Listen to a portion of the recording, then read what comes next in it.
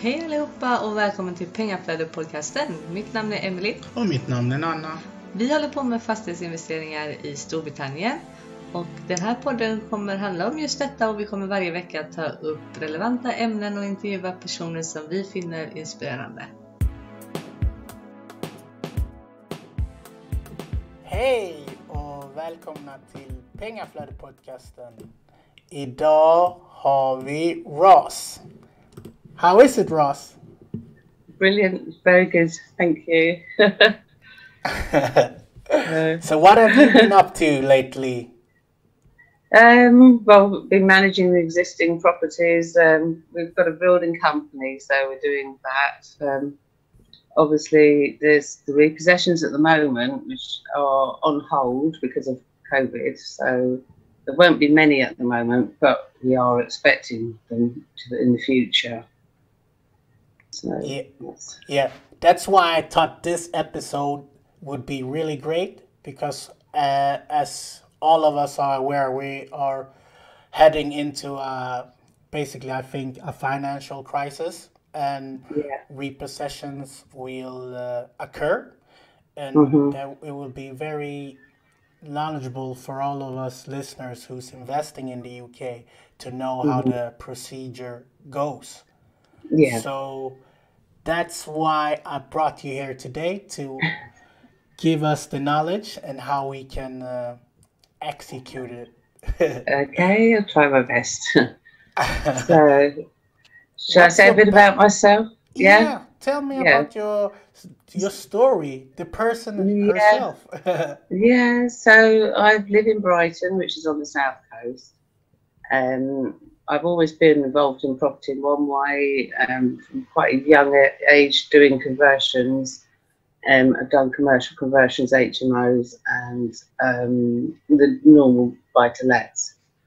But also with building knowledge, that helps as well. But we've sort of decided really it would be better for us to do our own projects rather than, or joint venture, rather than just do normal building projects. So we've been doing more of that, and repossessions is one that I really like because it does help people as well. So that's it is quite lucrative, and more important really, there's a person that is in a terrible state will be in a better state.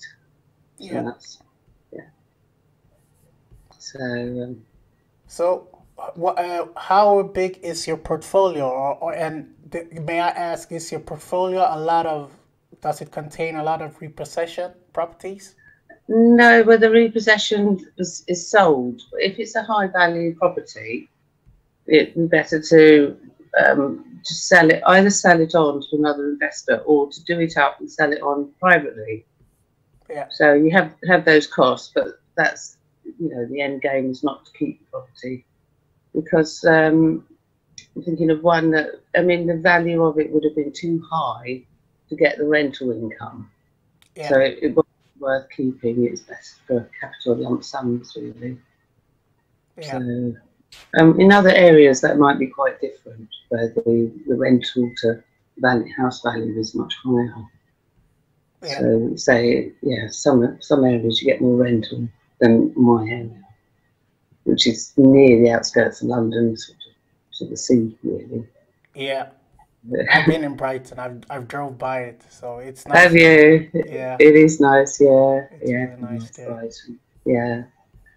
So so really, it's finding the leads, and the ones I've found are really through word of mouth. Someone knows someone who's in trouble, or people have contacted me because they're in trouble. You can buy a bunch of leads, which you can get sort of about 20 for about 2,400, and they are from the courts. So they are people that you could approach. So that's another method of getting the leads. So you will then go to the court and ask about, do you have properties that going to get repossessed, and then you just pay? No, you pay someone who's able to sort of glean all these reports. You wouldn't go straight to the courts and get the details. You'd have this kind of, you can pay to get, I know, someone that can glean all the details from the courts. Okay, so I'm kind of halfway there. Yeah. You need to know someone that works at the court. Okay. Yeah. So before you deep dive, could you just explain repossession for the people that maybe don't understand, or maybe are from Sweden and it's not the same word? Okay, so repossession is when they've become at least 2 months behind with their mortgage. They're not making steps to pay it, they're not going to be able to keep up their payments. And they've got a contract with the bank, and the bank wants to keep their money. So they will then repossess the property. And there's a few steps they have to go through before that it's finally the bailiffs come and chuck them out, which is not very nice, because, if they leave it to the last minute, there's that furniture, there's everything, their life. So it's good to be able to get in first, really, so they can avoid that and move with dignity, really. So, Okay, so how does it work then? So now you have right. Yeah. So once you've found someone that's in this situation, obviously you meet with them, and it's fact finding. So you'll find out how much, it's just asking them really, how much their mortgage is, what are the debts they've got secured on the property, which you will find out later on with the paperwork if they don't. They don't always tell you all of their debts, because they're probably a bit embarrassed. But I aim to sort of find all of their debts so that what I offer covers those. So although they're walking away from the property, they're walking away, they've not been repossessed, they've not got creditors chasing them, they've got money to move into a rented property, they've got maybe this first 6 months rent, which they wouldn't have, because probably if they were lucky they'd be in a hostel. Yeah. Which is, So how do you find, you said you find all of their debts that they maybe not showing you. How do you find that? Well, they can do a credit report. Lots of them would show up then. You can ask them to do a credit report. The banks, you can get permission to talk to the banks. If you ask them what mortgages have you got, and then you get their authority to talk to the banks, and the banks will then speak to you. And because I don't think the banks want to repossess at all. That's not what they want. They want just their money back. So you just find out there may be council tax, electric, gas, service charge, all these sort of things, credit cards, all these, even friends, they borrowed from friends. So, you need to know what would clear all of that. Yeah. So, and then they haven't got that sort of stigma of being repossessed either. Yeah. So, how long does it take, approximately? It depends on how you structure it. If it was like if a guy had 9 days to move out, you're not going to say, well, you've still got to move out in 9 days. Some people wouldn't take it on until the person moved out, but I would take it on as long as the paperwork was signed, so you have a contract. As that's security for me, because often to stop the bailiffs, you've got to pay the debt off. The bit that's left to stop it. Or the other way, if they're not right on the 11th hour, you can approach the courts and ask for extension of time to be able to sort it out for them. So it all depends how long they've buried their heads in the sand. Yeah. So So basically, it's those two ways to structure it, right? That you can do. yeah, yeah, yeah. You Okay. can either get in earlier if they call you earlier, but often people have a court case and they don't turn up. That's Yeah. probably what 90% of the time. You know, if they haven't got the money, they can't turn up and say, "Well, have you got the money?" And they say no. So often they just don't turn up and they don't do anything. It just rolls on till the bailiffs come, and that's Yeah. it. Then there's nothing you can do there other than you can buy from from the estate agents when it's on the open market. Yeah. Mm. So what I've been told and seen on in the market sometimes when you look at these sites like Rightmove and Zoopla, etc., and the properties are maybe repossessed, that even if you put in an offer, it's still online. Why is it like that? Yes, yeah, right to the last minute. So the banks have a duty to get the highest price that they can. So you may find one, online, and you put in your offer, and then you start the ball rolling with the solicitors, and someone else comes in with a higher offer. They have to take the higher offer. So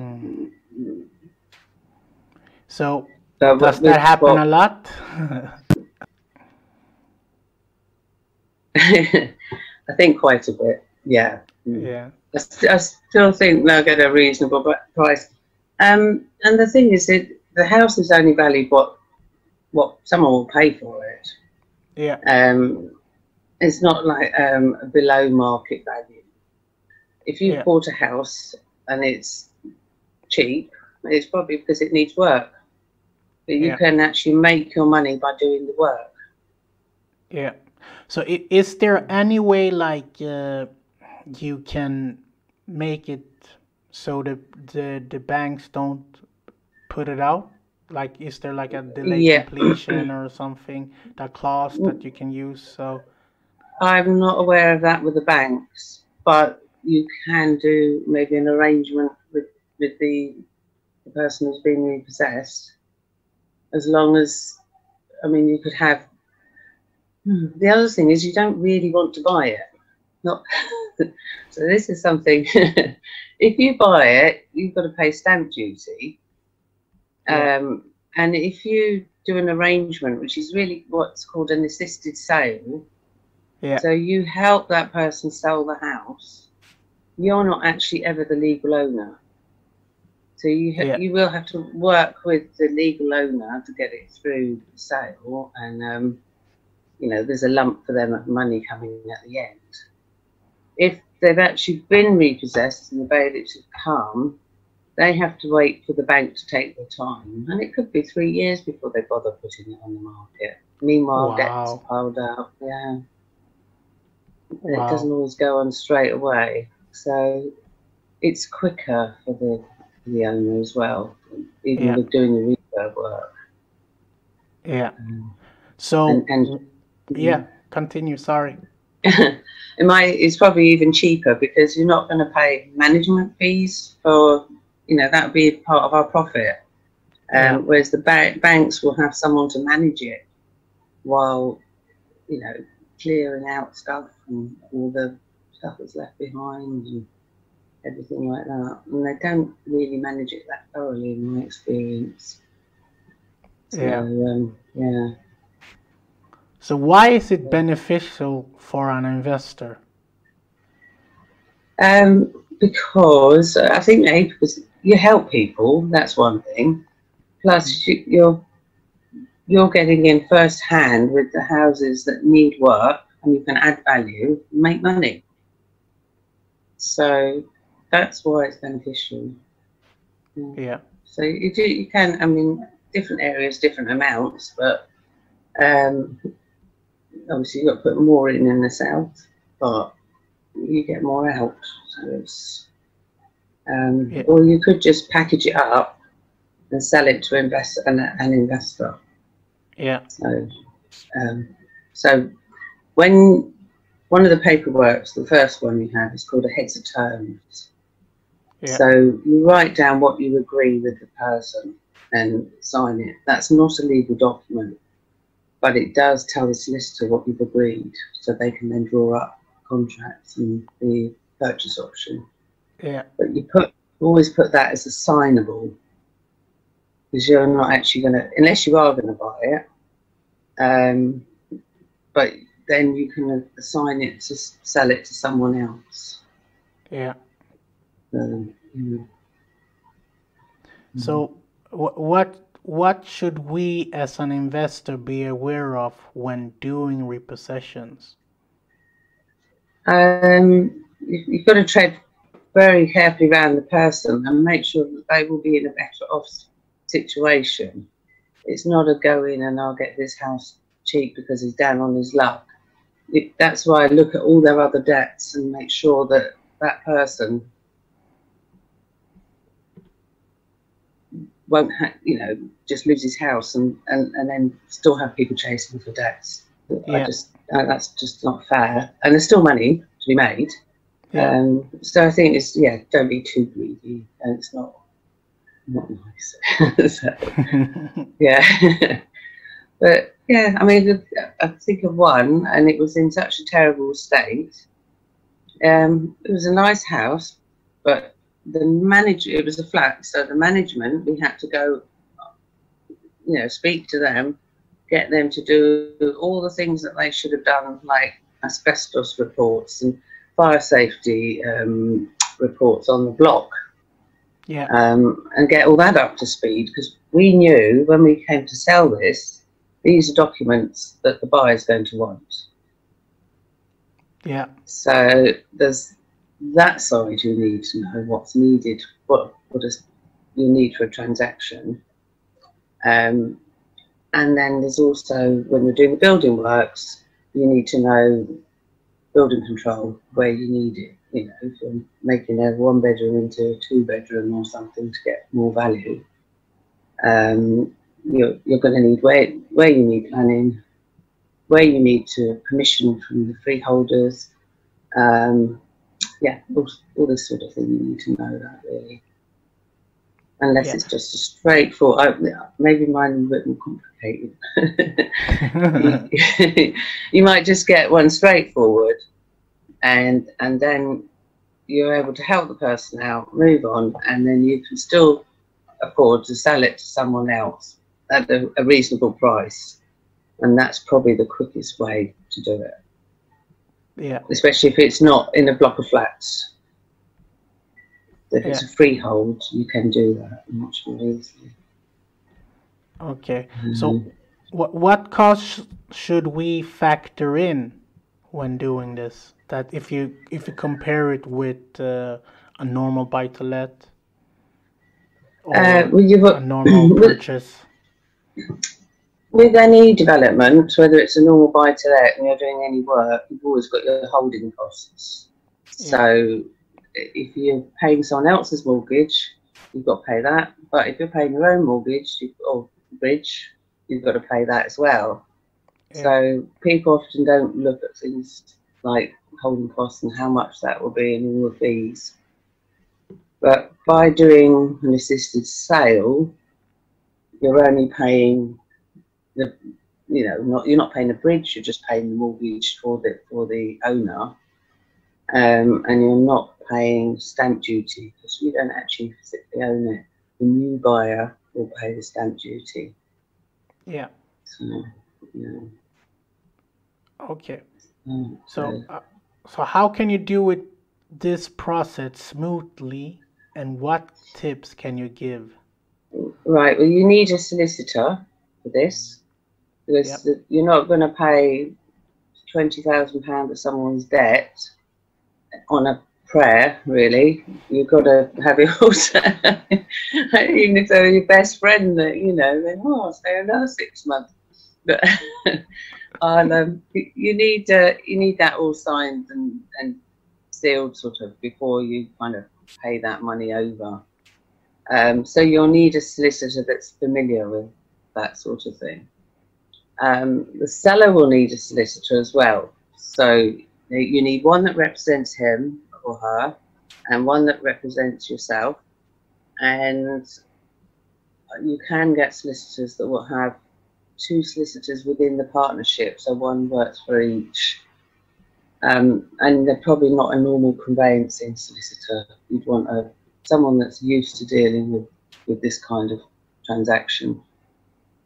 And then, you know, ones that do it all the time. And there's a few about. You need to go to the right ones. Yeah. I mean, that's a cost. I'll have a look at what my costs are. Well, you've got your selling costs. And obviously, if you're selling on the open market to full market value, you'll have your stage and costs. If you're selling to another investor, you probably you won't have those costs, you know. So they'll get it a bit cheaper to make their money. Yeah. Mm-hmm. So, when negotiating about the repossession, what should we ask? Well, this is what I would ask. Where do they want to move to? You know, where have they got friends in the world? You know, where would they be happy moving to? Because they're going to be obviously going to have to move out of that house. Yeah. And I did even actually find somewhere because he was going, I can move anywhere, and I'm like, you've got to pin it down a little bit, you know.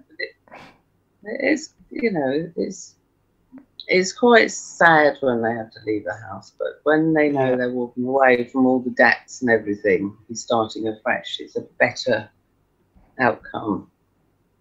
So, and it's still friends with these people. It's, you know, still, so they're kind of a friend for life, really, unless they get fed up with us. No, but, you know, so, So when you have got your heads of terms and you go to the solicitor will draw up an option agreement and also power of attorney, so that you have the power to sort of deal with all the things property related.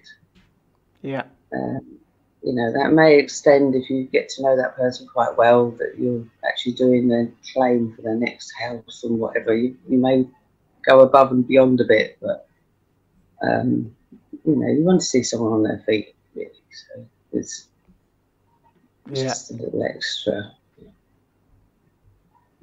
So, any other questions that you can think of, or? Will there be a lot of opportunities in the coming months? I think there will, yeah. So really, if you're abroad, you've got to really think, have you got the time to do development? If you've got a team of builders, then, and you trust them, fine. Or do you want a ready property, or you've got to decide where you are and just sort of go for that. Getting it straight from the owner does take more work, but it is, I think it's more rewarding. But you know, both ways, yeah.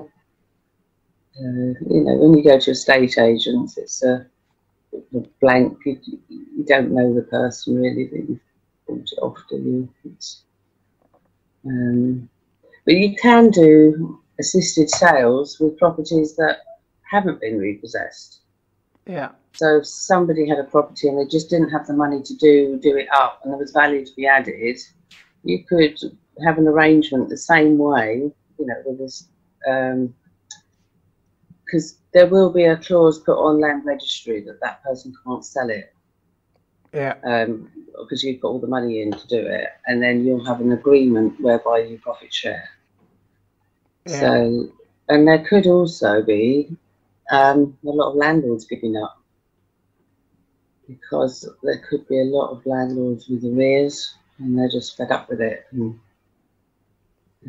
they've tightened up with a lot of things.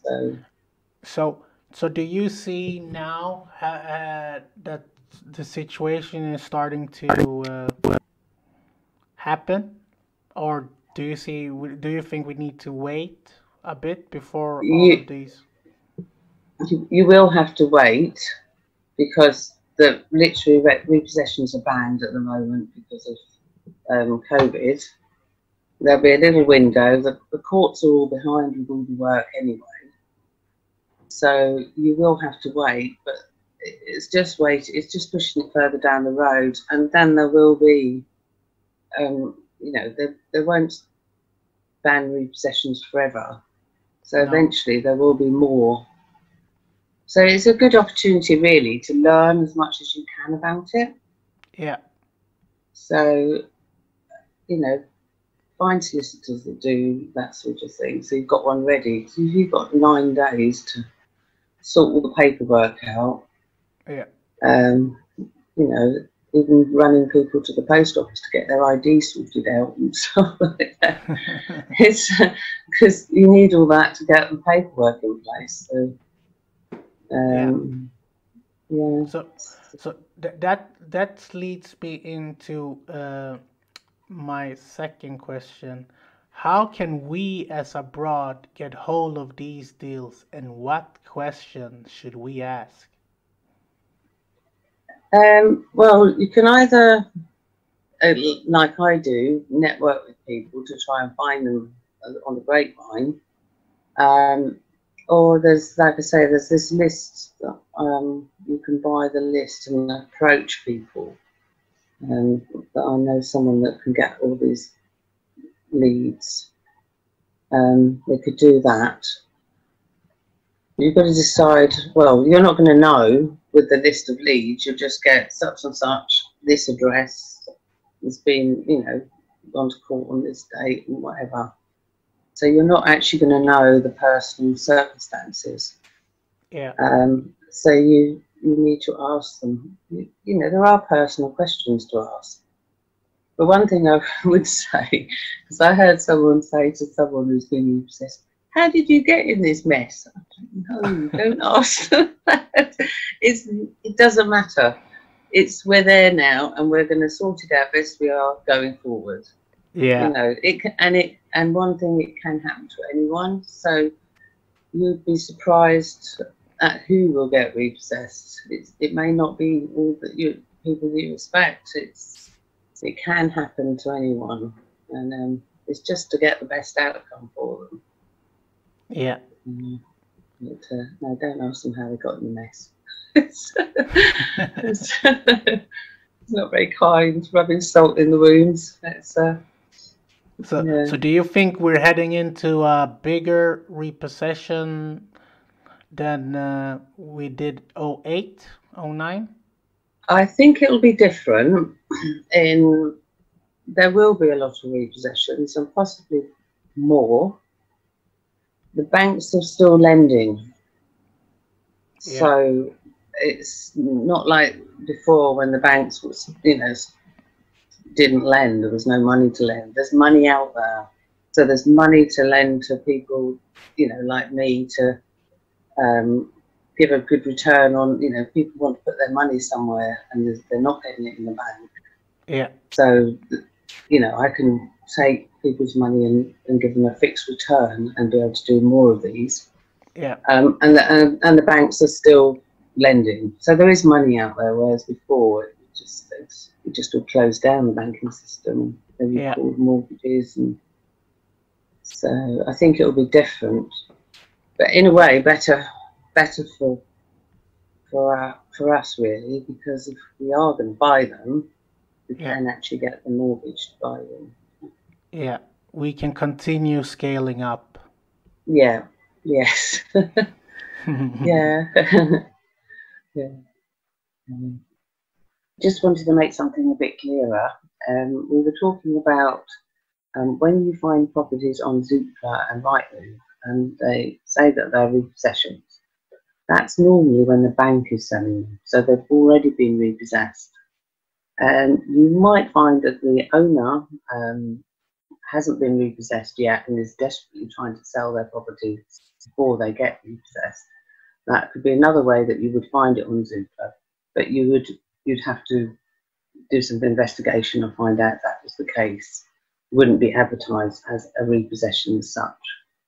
The other way, of course, which is the direct to vendor way, which you speak to someone before they're repossessed, they maybe haven't got time to sell their property, and you really sort of structure all their debts and do an assisted sale to help them sell the property and move into rented accommodation, which is what I like to do. So then I've come to my final 3 questions. That Okay. of all of your deals, what deal do you regret and why? I don't regret any. No. No, I really don't. No, I can think of one flat that I've got, and I think sometimes that's hassle because it's small, the rent's low, and but then what? I get 800, my mortgage is 150 or something or less. So Yeah, it's not. That's not that bad, you know. no, So I would take I haven't that sold any it. day. Yeah, yeah. I bought it a while ago, but yeah. So yeah. Okay. And it might be as well also to learn about the local authority housing rates as well, and what you can actually get, because there will be people, if you're renting, the premium rates that we're getting, you might not have as many of those people available that are working and professionals and things like that. So I would always look to see that the local authority rate would perhaps cover the rental. Yeah, That's a tip anyway, just to make sure that you're going to get some money in yeah. when you bought something. So what book would you recommend to your child? It's a bit advanced, but Rich Dad, Poor Dad would be one for a young child. It'd be a bit advanced, but I think that's the starter one of like Yeah, to. I think quite a few people know that book. It is a good starter one. yeah. Yeah. And my final question, if you had a Yeah. unlimited with funds, who would you have as a mentor? Right, so I had to think about that. I still do have mentors and people that help me, hold me accountable. But if I was wanting to go into bigger developments, that would be more like house building. That would be, or big, large conversions. I would either go to Richard Little or Michael Johansson. So one of those. They do large developments, but I don't need it yet. I haven't got such big developments, but of my own anyway. I've done them for other people, but as builders, but you know, not of my own. I'm scaling up too. Is that the goal, the end goal, to be as big as them? Not as big as them, no. I would like to do some large projects, yeah. Yeah. Okay. So, yeah. But not as many. They do them all the time, like some multi-million-pound ones, which is great, isn't it? Yeah. Yeah. No, but this has been very fun and interesting. And I think the listener is going to learn more about this after this episode. Me, myself, I will go into the books even further. Because, like you said, the opportunities will come in the coming months. So, and it's a good chance to learn everything while we've got this little lull bit. So, yeah. How can people get in touch with you, Roz? My name's Roz Lord. You can get in touch with me on Facebook or Messenger. Do you want my number? My phone number? Yeah, if you want to yeah. give your phone number, it's going out Yeah. out on the World Wide Web, just so you're aware of it. Or if you want to give your email instead, maybe. Yeah, just do I'll just do Roz. It's easy to remember. Roz Lord, ROZLORD at hotmail.co.uk. Okay. And that's the easiest one. I've got a few. Easiest one to remember, and I look at it. So yeah. Yeah. So people, if you wanna learn more or maybe ask Roz some question, there you have the email, and you connect with her on Facebook as well. Very nice lady. Always answer when I'm texting her. Yeah, I will. Yeah. Okay then, people. Don't be stressed. Invest. Bye.